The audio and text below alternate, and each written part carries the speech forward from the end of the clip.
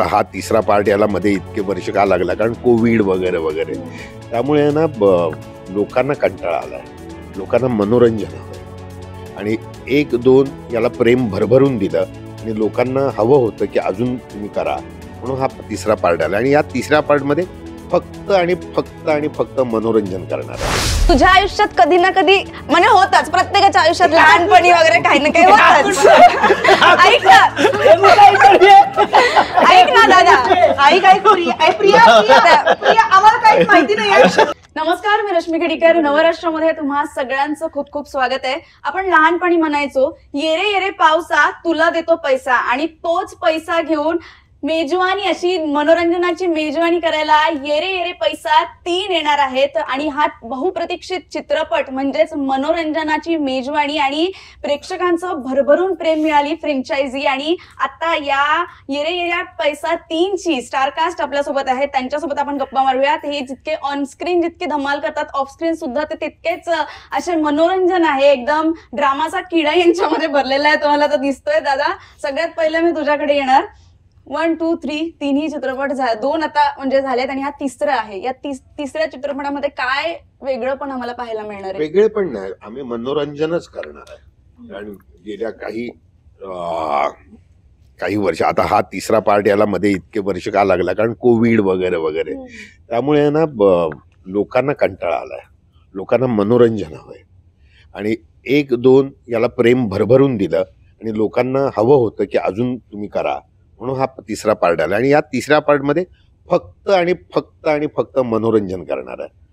या, हसा आणि घरी जा.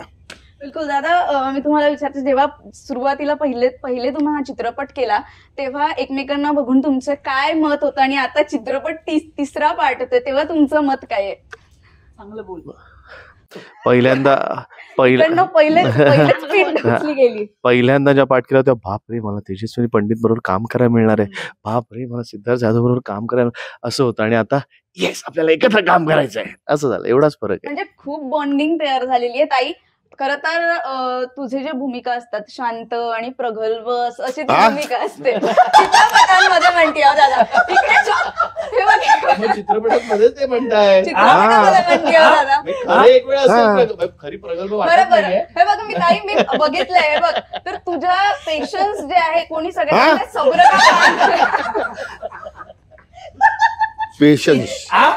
पेशन्स काय प्रश्न काय विचारतेस तू, आणि कोणाला विचारतेस? तुम्ही सांगा मग ताई, हेच उत्तर आहे.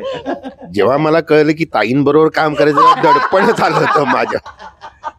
आलं होतं की ताईंबरोबर मला काम करायचं आहे. पण त्यांनी ते दडपण माझ्यावर, त्याआधी तुम्ही जाऊन आलात ना विपश्यनेला ताईंबरोबर. हो, अरे वाढवून त्यांच्या पहिल्या सिनेमात पण मी दडपणात आलो, अगं बाई अरेच्या वेळेस. तेव्हा ताई जरा सॉफ्ट होत्या, आता कडक झाले ताई. ताई, तुमचं काय म्हणणं आहे यावर? हे बघ, आता माझी खेचतायत सगळे मिळून, पण हरकत नाही. मला खूप हे सांगायला आवडेल की उमेश एकटाच होता ज्याच्याबरोबर मी ह्याच्या आधी काम केलं नव्हतं. माझ्या करिअरची सुरुवातच संजय नार्वेकर सरांपासून झाली आहे. म्हणजे माझा जो डेब्यू सिनेमा होता अगबाई अरेचा, त्याच्यामध्ये त्यांच्या बरोबरीने उभं राहणं, म्हणजे कारण ते स्टार आहेत. आता थांबा प्लीज, ते स्टार आहेत. आणि ते त्यांच्या त्यावेळेला लोचा झाला रे नावाचं नाटक चालू होतं, आणि त्याच्यात सिद्धार्थ पण काम करायचा. आणि सिद्धार्थ आणि माझी दोघांची आय थिंक डेब्यू फिल्म अगबाई अरेच्याच आहे. सिद्धार्थ चमचम या गाण्यामध्ये तुम्हाला कुठेतरी बाजूला दिसेल, किंवा आणखी कुठल्या गाण्यामध्ये पंखा हलवताना असा दिसत होता. तर आमच्या दोघांची खरं तर सुरुवात तिथे झाली आहे. आणि मी सांगेन की ज्या सरांबरोबर, संजय सरांबरोबर माझ्या करिअरची सुरुवात झाली, आज त्यांच्याबरोबर मला इंडिव्हिज्युअल सीन्स मिळतात, त्यांच्याबरोबर वर्कशॉप करायला मिळतं, त्यांच्या बरोबरीने त्यांच्या बरोबरीचं एक कॅरेक्टर मिळतं, पोस्टरवरती त्यांच्याबरोबर झळकायला मिळतं. ही कुठली जर्नी आहे. आणि मला ह्याच्यात खूप आनंद आहे की आज मी संजय नार्वेकर सरांबरोबर पोस्टरवरती शेजारी त्यांच्या झळकते, आणि उमेश बरोबर मी पहिल्यांदा काम केलं. एका क्षेत्रात तुम्ही असता, तुम्ही एकमेकांना ओळखत असता, खूप ऍक्टर म्हणून त्याला माहितीये, मी त्याला नेहमी म्हणत असते की उमेश तू खूप अंडररेटेड ऍक्टर आहेस. आणि मला तो प्रचंड आधीपासूनच आवडत होता. आणि जेव्हापासून मी त्याच्याबरोबर काम केलंय, 1 मध्ये सुद्धा आम्ही तेवढीच धमाल केली होती. आमचा एक फेवरेट सीन आहे ज्याच्यामध्ये आम्ही खूप वेगवेगळ्या लँग्वेजेस मध्ये बोलतो, असं वॉशरूम मधला एक सीन आहे. तर त्याच्याबरोबर जी धमाल मला त्या वेळेला आली, जी मैत्री आमची त्या सिनेमामुळे झाली, ती अजूनही तशीच आहे. सिद्धार्थ बरोबर मी कामही केलं होतं याच्या आधी. सिद्धार्थ बरोबर माझी मैत्री होती. आमचे सिनेमे काही झाले, काही अडकले, असंही होय. झालं. आम्ही एक उत्कृष्ट सिनेमा करत होतो खिंड नावाचा, ज्याच्यामध्ये आम्ही एकमेकांच्याच ऑपोजिट होतो. पण तो सिनेमा कधी आलाच नाही. आणि त्याच्या आधी आम्ही एकत्र काम भरपूर केलं होतं, म्हणजे ऑन अँड ऑफ. कधी स्टेजवरती केलं होतं, कधी पार्टीज मध्ये भेटत होतो. एका चित्रपटात टार्गेट नावाच्या सिनेमामध्ये तर आम्ही तिघही होतो पुन्हा एकदा. सो आम्ही एकत्र काम केलंय, नाही असं नाही. पण मैत्री जी आमची झाली ना ये रे रे पैसा 1 मध्ये, ती मला असं वाटतं की ती आता 3 मध्ये येईपर्यंत, जसं उमेश म्हणाला मगाशी की अरे आता ह्यांच्याबरोबर काम करायचंय, हाय हॅलो कशी आहेस कसा आहेस, इथपासून जी सुरुवात झाली ती आता हे कधी येतोयस, हा आला नाही, पोचला नाही तू अजून, ह्याला काय अर्थ आहे वगैरे, असं इथपर्यंत आम्ही पोहोचलोय. तर मैत्री नसताना फोन वापरायचा नाही. दादा मी तुझ्याकडे येईल. काय भावना आहे चित्रपटाला घेऊन दादा, काय आठवणी आहेत चित्रपटाच्या? अरे प्रत्येक सिनेमा खूप जवळचा आहे प्रत्येक कलाकाराच्या. मलाही खूप ये रे रे पैसा 1, 2, 3 प्रत्येक मराठी सिनेमा जो करतो तो खूप आत्मीयतेने करतो आणि खूप प्रचंड, तो रिलीज व्हायच्या अगोदर प्रचंड एक्साइटमेंट असते. आणि ये रे रे पैसा 3चे जास्त आहे, कारण अमय खोपकर सर, उदाहरणार्थ निर्मित AVK प्रोडक्शन्स, त्यानंतर आता धर्मा प्रोडक्शन त्याच्याबरोबर आहे. संजय जाधव सर, ज्यांनी म्हणजे जशी उमेशदाची रिॲक्शन होती सिद्धार्थ जाधव काम करायचं किंवा तेजस्विनी पंडित काम करायचं, तशी माझी तेव्हापासूनची इच्छा होती की संजय जाधव सरांच्या फिल्ममध्ये काम करायचं यार. तर ती इच्छा माझी त्याच्या अगोदर कामं केली होती. पण ये रे रे पैसाने पुन्हा एकदा ती एक गोष्ट माझ्या आयुष्यात आणली. आणि ये रे रे पैसा प्रेक्षकांच्या पसंतीस उतरला होता. त्याचा थर्ड पार्ट येतोय, तेच कॅरेक्टर करायला मिळतंय पुन्हा एकदा. मला हा जॉनर खूप आवडतो. जॉनर ज्या पद्धतीचं प्रोनाउन्सिएशन असेल की ना, थ्रिलर, सस्पेन्स थ्रिलर गोष्टी मला आवडतात. ते एंडला ट्विस्ट होतं सगळं आणि ते मला खूप आवडतं. तो तसा सिनेमा बघायला मला खूप आवडतो आणि त्या सिनेमाचा मी भाग आहे. त्यामुळे संजय जाधव खूप उत्तम पद्धतीने ह्या पॅटर्नचा सिनेमा मराठीत करतातच. ते स्टाईलाइज सिनेमे करतातच, पण हा वेगळा हातखंडा आहे त्यांचा. आणि ह्या सिनेमात मी याचा आनंद आहे. आणि तो 18 तारखेला रिलीज होतोय. प्रचंड उत्सुकता आहे. जास्तीत जास्त लोकांपर्यंत पोहोचलाय सिनेमा. आमचं गाणं ज्यात ईशान आहे ते गाणंही लोकांना आवडतंय. सो खूप बरं वाटतंय ग आणि प्रचंड उत्सुक आहे सिनेमा. 2 पार्ट झाल्यानंतर जे प्रेक्षकांचं प्रेम मिळालंय, आता अपेक्षा खूप वाढल्यात प्रेक्षकांच्या या चित्रपटाला घेऊन. तर त्यामुळे आणखीनच ते वाटत असेल की एखादी रिलीज जवळ आल्यावर ते बटरफ्लाईज येतात, तसं येतच असेल तुम्हाला त्यामध्ये. बिलकुलच. मी तुझ्याकडे येईल ईशान. हे तर आता मी पाहिली, यांची इतकी मस्ती आहे या सगळ्यांमध्ये. तू पहिल्यांदा हा चित्रपट करतोय, या गाण्यामधून दुसऱ्यांदा गाण्यामधून आले. तुझ्या काय भावना आहे, काय एक्सपिरियन्स राहिलाय? खूप मजा आली गाण्यामध्ये. मला अजूनही आठवतं फर्स्ट डे खूप नर्वस होतो मी शूट करण्याच्या आधी. तर आणि पहिलाच सिक्वेन्स एकदम एनर्जेटिक होता सकाळ सकाळ. तर मी कॉर्नरमध्ये गेलो, उमेश सर बसलेले तिकडे. बोले काय नाही रे, तू कर, टेन्शन नको घेऊ, कर. मग फर्स्ट शॉटच ओके शॉट दिला आणि ते उमेश सरांमुळे, कारण त्यांनी तो कॉन्फिडन्स दिला. आणि बाकीचे जे पण जे नेहमीच कॉन्फिडन्स देत राहत होते शूटच्या वेळेला. सो आय थिंक तो जो कॉन्फिडन्स मिळतो तो खूप इम्पॉर्टंट असतो एका छोट्या कलाकारासाठी. सो कारण अजून चांगलं करता येईल त्याच्याने. बिलकुल बिलकुल. दादा, सेट वर म्हटलं तर बाप माणूस म्हणजे तुम्हीच. तर इथे नखरे कोणाचे सगळ्यात जास्त राहायचे सेटवर? माझेच.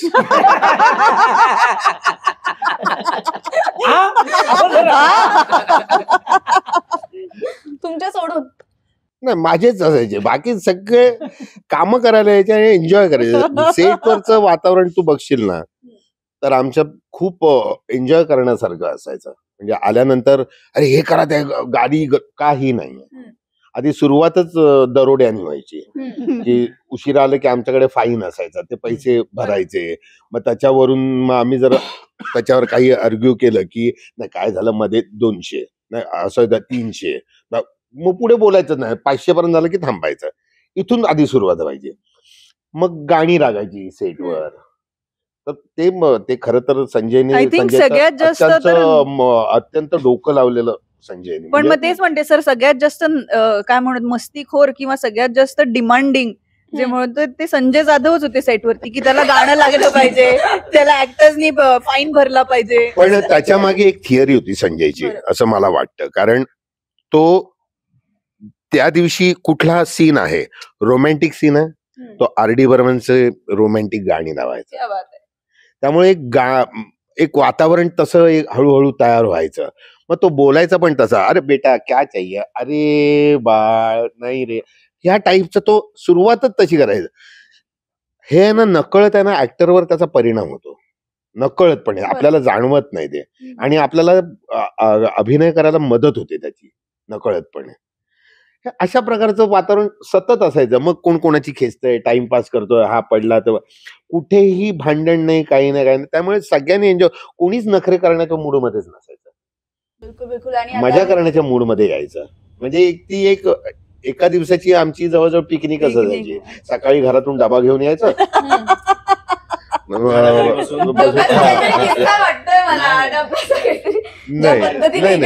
रिॲक्शन आलं नाही. तिला ते हे आवडलं की ती शाळेत जाते, डबा घेऊन यायचं, ते तिच्या डोळ्यासमोर आलंच आहे. दुपारपर्यंत दंगा करायचा, मग आपले डबे उघडायचे, एकत्र बसायचे, जेवायचा, परत संध्याकाळपर्यंत. असं म्हणजे ज्या वातावरणात तुमचं काम चाललंय हे वाटतच नाही की आपण काम करतोय. इतकं सहजतेने, इतक्या मजेत काम होत होतं. याचाच अर्थ तुम्ही त्या कामावरती तेवढं प्रेम करत असताना, म्हणून ते इतकं इझिली तुमच्याकडनं निघून जातं. आणि संजय जाधवचा प्लस पॉइंट हा आहे की त्यांचा क्रू आहे ना, टेक्निकल क्रू जो आपण म्हणतो, तो वर्षानुवर्ष चेंज नाही होत. कारण ती माणसं त्याच आपुलकीनी, त्याच प्रेमापोटी त्याच्यासाठी येतात आणि काम करतात. म्हणजे अगदी त्यांचा, आमचा DOP असू देत प्रसाद भेंडे असू देत, किंवा आमचे साऊंड दादा असू देत उमरभाई, तर ते पण म्हणजे दादांनी नुसतं बघितलं ना की उमरभाई अरे लावा ना यार गाणं, की उमरभाईंना सांगावं नाही लागायचं की पुढचा सीन हा आहे तर हे गाणं लावा. उमरभाई आणि त्यांची केमिस्ट्री इतकी वर्षानुवर्ष तीच आहे की त्यांना आपोआप कळायचं. आणि उमरभाई स्वतः इतके चोखंदळ आहेत म्युझिकच्या बाबतीत सुद्धा, ते करेक्ट ते गाणं लावायचे. सो इतक्या वर्षानुवर्ष ज्या माणसाची टेक्निकल टीम चेंज होत नाही, ज्या माणसाचे म्हणजे आमच्यासोबत सुद्धा त्याचे जे रिलेशन्स आहेत ते बदलत नाहीत, तो माणूस खरंच मला असं वाटतं की त्याच्या क्राफ्ट पोटी तेवढा ऑनेस्ट असतो, म्हणून हे सगळं होतं. म्हणून त्याच्यावरती आम्ही सगळेच इतका 100% विश्वास टाकतो की त्याच्याकडे जायचं, त्याच्या हाताखाली काम करायचं, म्हणजे आपल्या दिसण्याचा प्रॉब्लेम नाही, आपल्या कॅरेक्टरचा प्रॉब्लेम नाही, टेक्निकली सगळ्या गोष्टी साऊंड असतील. तर इतका जेव्हा कॉन्फिडन्स तुम्हाला एखाद्या व्यक्तीबद्दल वाटतो, तर ही खरं तर किमया किंवा हे सगळं श्रेय मला असं वाटतं की आम्हाला सगळ्यांनाच असं वाटतं, आम्हाला एकटीचं नाहीच आहे माझं हे म्हणणं, आम्हाला अख्ख्या टीमला असं वाटतं की हे संजय जाधवचं आहे. आणि तो माणूस जर का इथे नसता ना, तर ही फिल्मही झाली नसती.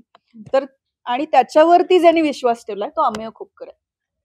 म्हणजे सगळं तर ते कसं आहे, एक माणसावरती विश्वास ठेवणारा दुसरा माणूस, म्हणजे अमेय खोपकरनी संजय जाधववरती विश्वास ठेवला आणि संजय जाधवनी सगळ्यांवरती विश्वास ठेवला, किंवा वाईस वर्सा तू केलंस की आम्ही सगळ्यांनी संजय जाधववरती विश्वास ठेवला आणि संजय जाधवनी एका अमेय खोपकरवरती विश्वास ठेवला की हा माझा सिनेमा चांगला करू शकेल. तर ते हातात हात घालून असतात गोष्टी. बिलकुल बिलकुल. हे सगळ्या गोष्टी मिळून येत असतात आणि इतकी सुंदर स्टारकास्ट. दादा तू का शांत आहे? नाहीतर सिद्धू दादाची एनर्जी म्हटलं तर नेक्स्ट लेवल आहे. नाही, तो शांत नाही अजिबात. तो मी गुलड ऐकतोय. काय होतं की आम्ही सकाळपासून इंटरव्ह्यू देतो ना, प्रत्येक इंटरव्ह्यू मध्ये काहीतरी वेगळं मिळतंय आम्हालाच. म्हणजे सिनेमाबद्दल बोलतोय, कलाकारांबद्दल बोलतोय, मजा मस्ती बोलतोय. पण मला असं वाटतं की आता ज्या पद्धतीने संजय नारळीकर सर सिनेमाबद्दल, एकंदर कॅरेक्टर बद्दल, गोष्टींबद्दल बोलतात, तर मला पण ऐकायला ते आवडते. ही गोष्ट म्हणजे कधी कधी शांत राहून सुद्धा एनर्जी ऑब्झर्व करणं पण खूप गरजेचं असतं, साठवणं पण, घेणं पण गरजेचं असतं. मी शांत नाही, मी विचारपूर्वक सगळं पाहतोय आणि ऐकतोय आणि चांगलं वाटतं. होतं काय, आम्ही जेव्हा एकत्र काम करतो की अदरवाईज पण एकत्र असतो, तर आम्ही एकमेकांशी बोलत नाही की संजय सरांनी ही फिल्म का घेतली होती, सिद्धार्थनी ही फिल्म का घेतली होती, उमेशनी ही फिल्म का घेतली होती, असं आम्ही एकमेकांशी कधीच बोललो नाही. त्यामुळे ह्याच निमित्ताने आम्हाला ऐकायलाही मिळतं की बाबा संजय सर या चित्रपटाकडे कुठल्या दृष्टिकोनातून बघतायत, सिद्धार्थ कुठल्या, तर म्हणून तो कदाचित ते ऐकण्याच्या ह्याच्यात आणि असेल. दादा तितका एनर्जी त्याची असतेच, हीच एकदम त्याची मस्ती गंमत आहे. याच्यामध्ये त्याला असते. फरक कळतं कधी energy. ऐकायचं असतं. हा. पण तरी दादाची जी एनर्जी आहे तो ती control करायला- अनप्रेडिक्टेबल माणूस आणि ऍक्टर आहे. तुम्हाला असं वाटेल की आता या क्षणी तो नाचताना दिसेल, पण तो तेव्हा तो नाचताना नाही दिसणार. ते त्याला तेव्हा मी- मोडून काढायला आवडतं. नाही पण चांगलंय, खूप छान चाललाय इंटरव्ह्यू. वा वा, बहारदार. सेटवर ऍक्च्युली मजा मस्ती तर ते त्याच्यामध्ये थोडंफार काय म्हणते फ्रेश व्हायसाठी आणि हे करायसाठी असं, आणि खूप मेहनतीने हे लोक जे आहेत चित्रपट बनवत असतात, आणि त्यामुळे तुम्ही चित्रपटगृहात जाऊन 18 जुलैला हा चित्रपट नक्की बघा. 18 जुलै पासून पासून बघा, कारण काय पासून तर बघाच, पैसा घुमवा आणि पॉपकॉर्न घ्या आणि चित्रपट बघा दादा. कारण काय वा वा. सिक्वलची गोष्ट केली दादा तुम्ही. सिक्वल बद्दल तुझं काय म्हणणं आहे? कारण बऱ्याच चित्रपटाच्या सिक्वल मध्ये आम्ही तुला बघितले. हो, आणि खूप मस्त वाटतं, कारण येरेरी पैसा 3चा सिक्वल येतोय याचाही आनंद आहे, आणि आम्ही सगळे त्यात आहोत याचा दुप्पट आनंद आहे. कारण तीच ओजी टीम आहे ना, ओरिजिनल टीम आम्ही आहोत, त्याचा आनंद जास्त आहे. उमेश तुम्ही काय म्हणाल? नाही, नाही. छान म्हणतो. अरे, तुम्ही म्हणतच नाही आहात. तुम्ही काय म्हणतच नाही. माईक घेतला हातात, नवराष्ट्राचा काही बोलतच नाही तुम्ही. विचारलंच नाही. अरे नाही, विचारलं. नाही नाही नाही, सगळं चांगला तुम्ही interview काय उत्तर दिलं नाही. एक मिनिट. नाही तिचं काय होतं, उमेशला बोललं बस असं होत असेल. आणि इकडे त्यामुळे आले की काय दादा इकडे, हे, उमेश याला हा. असं आहे. तुम्ही काय पण म्हणत ती एकदा पण इकडे बोलून दादा नाही दादा नाही म्हणाली. ती तिकडेच फक्त दादा दादा करत बरोबर होती. चालला, इंटरव्ह्यू मस्त चाललाय. उमेश तुमचं काय म्हणणं आहे? उमेश जा म्हणून दाखव मला. चल, दाखव.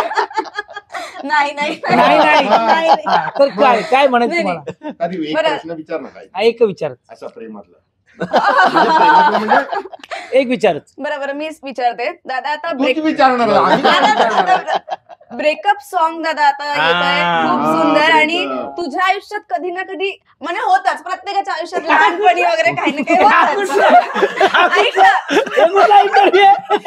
ऐक ना दादा. आई काय प्रिया आम्हाला काही माहिती नाही. असेल. ब्रेकअप झालंय. नाही नाही ब्रेकअप ना. सॉन्ग बद्दल विचार. ब्रेकअप सॉन्ग नाही. ब्रेकअप सॉन्ग बद्दल. तर ब्रेकअप असं सॉंगचा कधी स्टार, कधी तर- ब्रेकअप सॉंगचा स्टार आमचा ईशान आहे. ईशान आहे. सो ईशान नाही, नाही, आपल्याला ईशान- सांगेल की त्याचा अनुभव कसा आहे. ब्रेकअपचा अनुभव आम्हाला ऐकायचा आहे. ब्रेकअपचा अनुभव नाही. मी प्रश्न पूर्ण ऐका यार, प्रश्न बघा, बोला. नाही. तुम्ही असं काय असं करता? कधी तिथे कधी इंटरव्ह्यू होतं. तुम्ही ऐकायला बरोबर बोला. विचारतेस तू. आता ही ऐका बोले, यार. हा शांत होता तो बरं होता.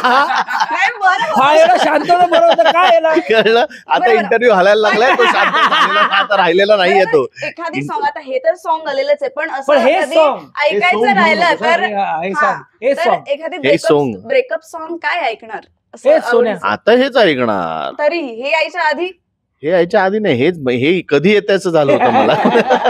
बरं, मी ईशाकडे- आता खास ब्रेकअप करणार आणि गाणं ऐकणार. ईशा, तू सांग, तुझा काय एक्सपिरियन्स आहे या सॉन्गला घेऊन? ब्रेकअप झेनझी झोन मध्ये असतो आपण एकदम. माझा ब्रेकअपशी काय नाही, काय एक्सपिरियन्स नाही आहे. पण ब्रेकअप सॉंगची आहे. सॉंगची मी सॉंगच विचारतीये. नाही, सॉन्ग करताना नाचताना खूप मजा आली. पायाचं जरा लक्ष ठेवायला लागायचं, कारण ACL टायर झालेला तेव्हा. नाही पण अजिबात वाटलं नाही भाई, खरंच सांगतो.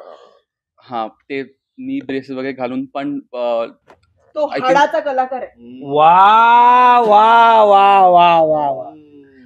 पण आय थिंक या note- I think Umesh Jadhav sir त्यांनी त्यांची टीम त्यांनी एवढं चांगल्या पद्धतीने Choreography. कोरिओग्राफ केलं आणि सांगितलं आम्हाला की कसं करायचंय.